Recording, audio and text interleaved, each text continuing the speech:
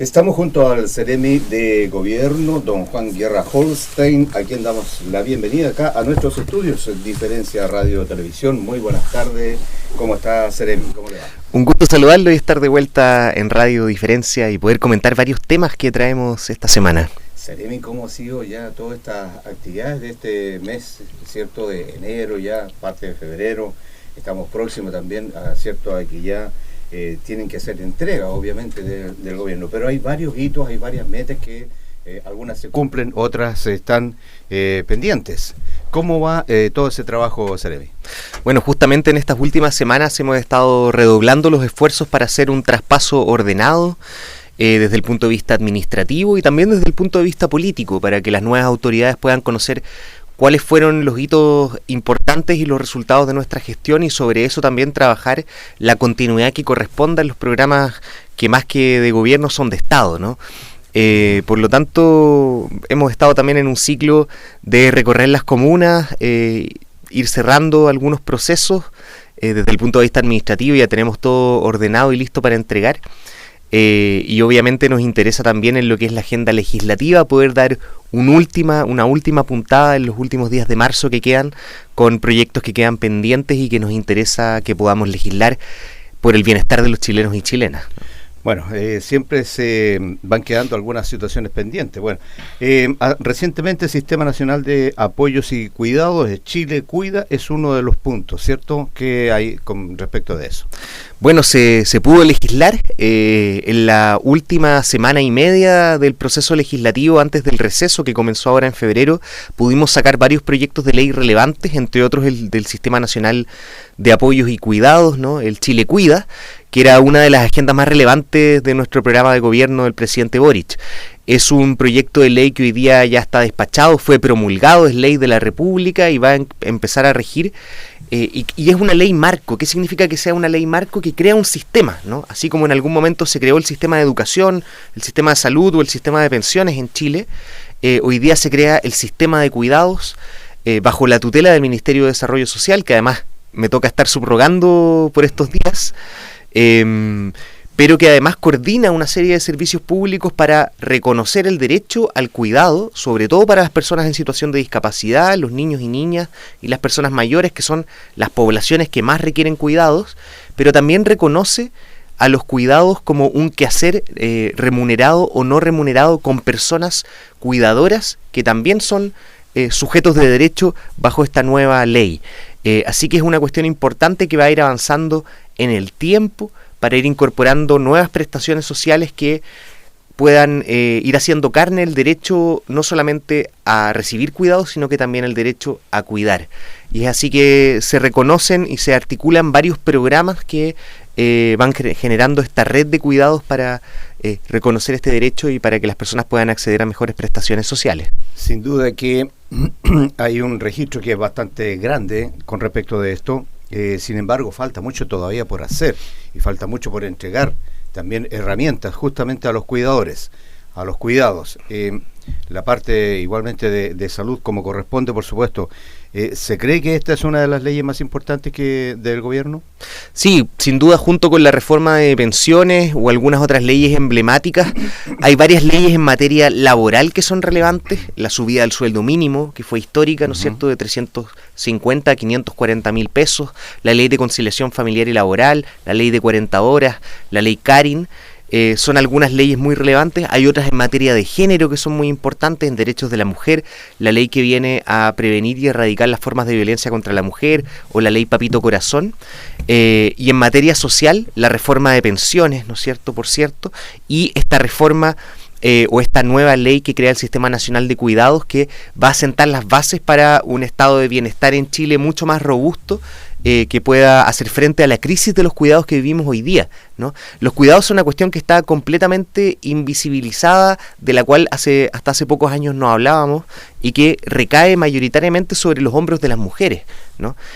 Cuando estamos en charlas, en capacitaciones o en diálogos sobre el Sistema Nacional de Cuidados y preguntamos quiénes se reconocen como personas cuidadoras, la mayoría de las personas no se reconocen como cuidadores, pero cuando uno empieza a entrar en definiciones de lo que son los cuidados, la gente gente empieza a decir, claro, yo cuido, soy adulta mayor y cuido a una persona todavía mayor, a mi suegro, a mi padre, etcétera. Soy niña, a veces soy adolescente y cuido a mi hermano menor. También soy cuidadora, ¿no? Soy cuidadora no remunerada.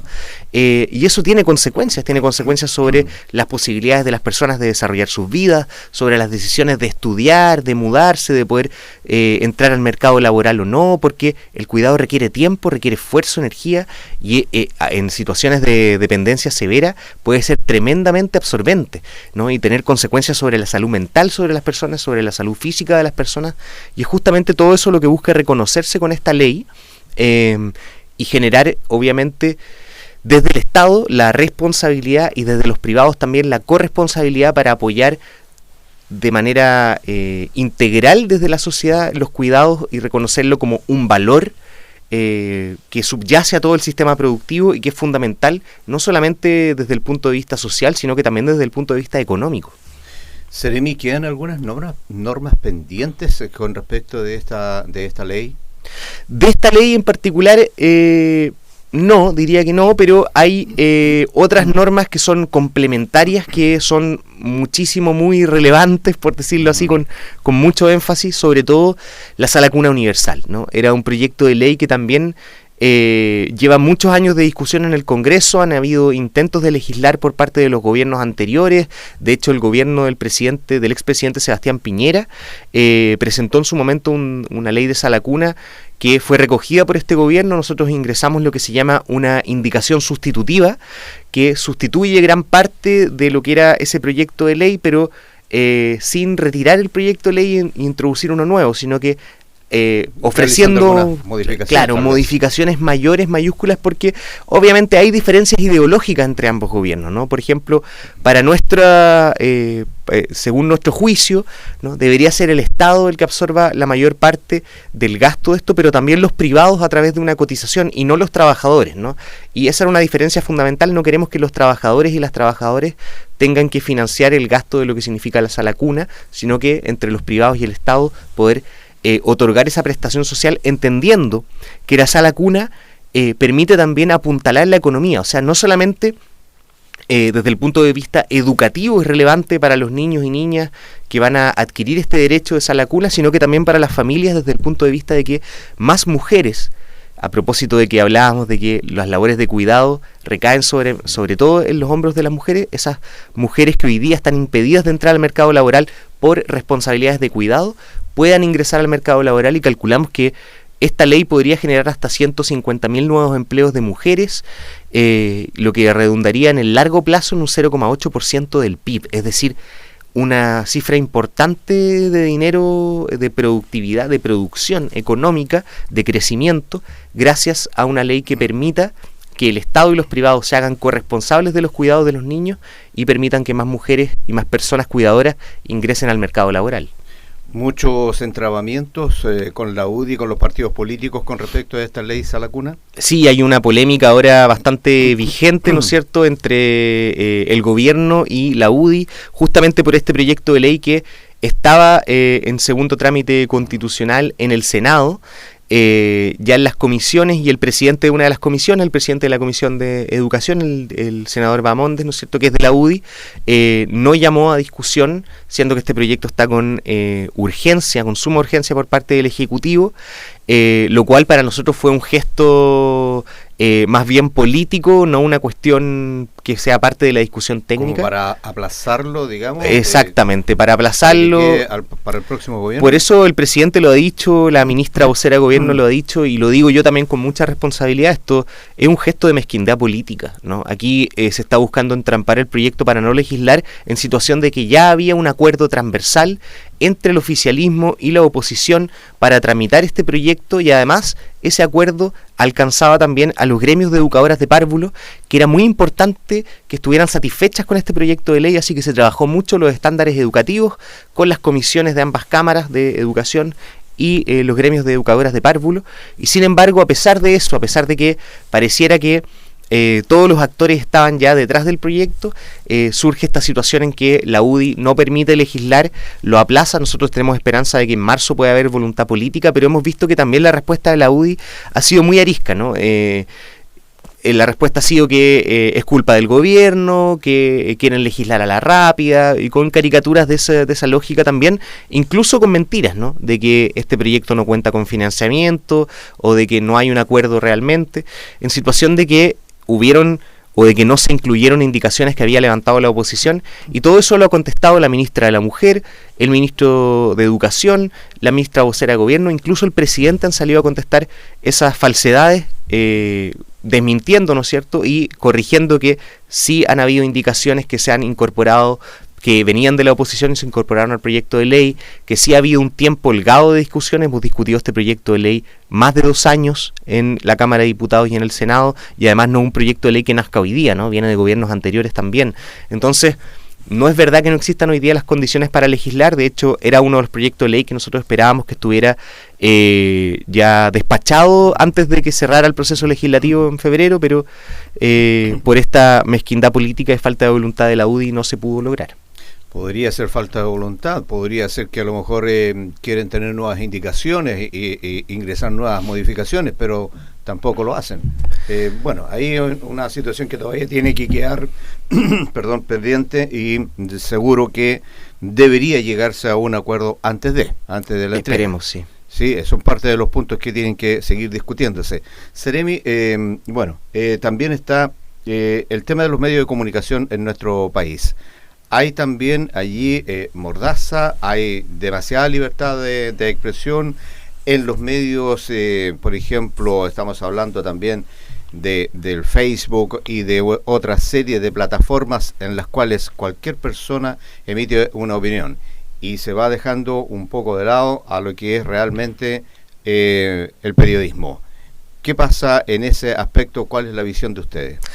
Bueno, sin duda, en el marco además del Día Nacional de la Prensa, que fue ayer, en que para nuestra región es especialmente sensible porque se celebra la conmemoración de la primera publicación de La Aurora de Chile, el primer periódico de Chile, que además era un periódico impreso por un valdiviano, claro, Fray Camilo Enríquez, en los albores de nuestra república, durante la gesta independentista, pero además con un espíritu emancipador, ¿no? Con un espíritu de la libertad, de romper las cadenas de la colonia española, y eso nos llama a la reflexión también de lo que está pasando hoy día con los medios de comunicación, con la prensa y sobre todo con las redes sociales y la desinformación, ¿no? Tenemos un contexto en que la desinformación, la mentira, las fake news colonizan las redes sociales, se difuminan y se distribuyen de manera muy rápida, mucho más rápido que la verdad, mucho más rápido que las correcciones o que el chequeo de esas noticias,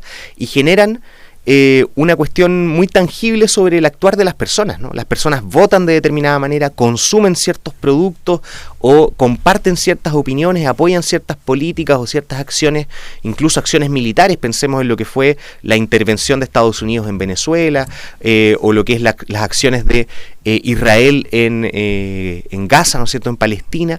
Entonces se genera una opinión pública favorable a veces a acciones que nacen desde el odio, desde la violencia o desde la ambición económica, en el caso de Venezuela con el tema del petróleo, ¿no? El que el presidente Trump ha sido muy explícito en que su interés es devolver el petróleo a las compañías norteamericanas, ¿no? Ni siquiera hay el disfraz de un discurso sobre la libertad o sobre terminar con la dictadura, ¿no? Es muy genuino, pero a la vez muy brutal el discurso, que es colonialista, que es imperialista, ¿no es cierto?, y que eso es muy delicado. Y pasa también con la prensa nacional, y sobre todo con las redes sociales a nivel nacional, que la desinformación hoy día encuentra mucho eco, que a veces la prensa y sobre todo los canales de televisión quedan al debe en hacer el chequeo, en hacer la nota editorial cuando publican mentiras que han dicho políticos o influencers o personas o figuras públicas, ¿no? Y eso yo creo que es un problema para el país, porque va de a poco desgarrando nuestra democracia, ¿no? Lo que en un principio, ¿cierto?, y el objetivo que se pretendía justamente de llevar el periódico a la mesa, a la casa, a la discusión, ¿cierto?, al conversar en una reunión de amigos, hoy a través de las diversas plataformas vemos que es necesario tal vez regular de una u otra manera lo que se pretende entregar a través justamente de estos medios de comunicación, de las plataformas digitales. Estimamos también que ahí debería a lo mejor hincarse un poco el diente, ver más detalles, cómo se podría regular un poco más esta situación, porque cualquier persona sube una información a favor o en contra de un determinado proyecto de ley o de algún otro proyecto o alguna otra cosa que se pretenda llevar el gobierno adelante, y sin embargo empiezan esto a difundirse de tal modo que se convierte en una opinión firme, y muchos lo creen, muchos también lo van dejando de lado, pero se estima a lo mejor de que aquí, en cuanto a este tema, debería quizás regularse un poco más.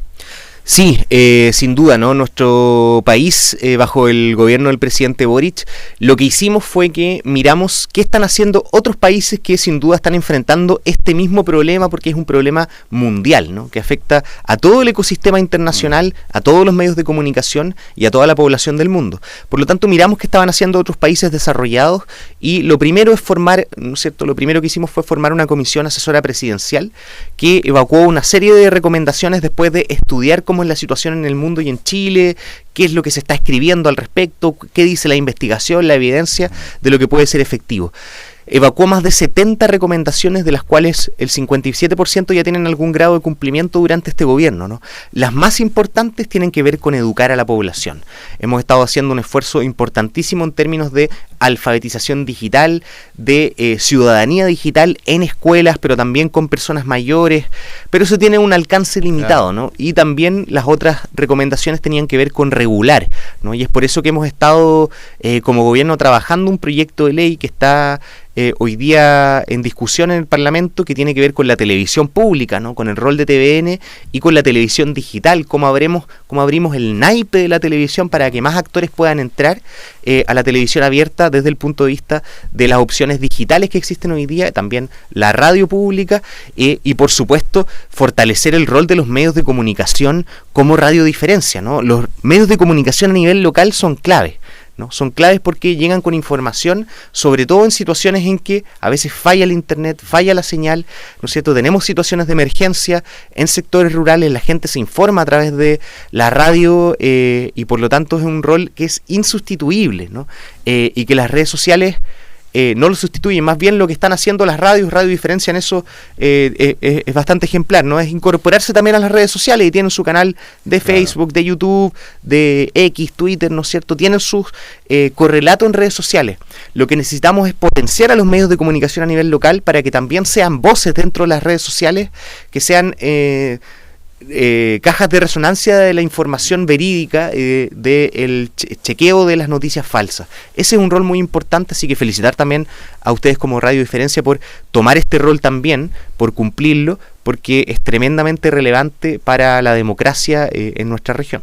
Bueno, hay que tratar de ser lo más ecuánime y lo más imparcial posible, y por supuesto la veracidad por sobre todas las cosas es nuestra responsabilidad, y en ese sentido siempre tratamos de dar cumplimiento a lo que corresponde de acuerdo a la ley, aunque uno puede tener una cierta flexibilidad, pero lo que impone la ley es lo que nosotros tenemos que entregar igualmente a toda la comunidad.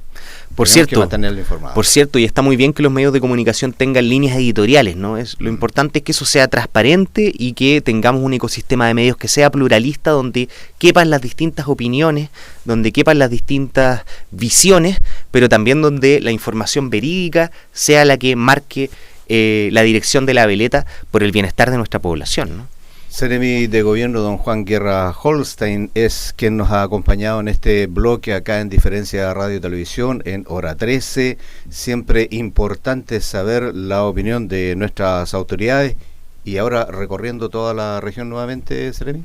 Sí, nos movemos ahora a Río Bueno, una actividad en calidad de Seremi subrogante de Desarrollo Social y Familia. Así que vamos a estar ahí en unas actividades en Río Bueno. Bien, muchas gracias por estar junto a nosotros. Muchas gracias, que tengan buena tarde.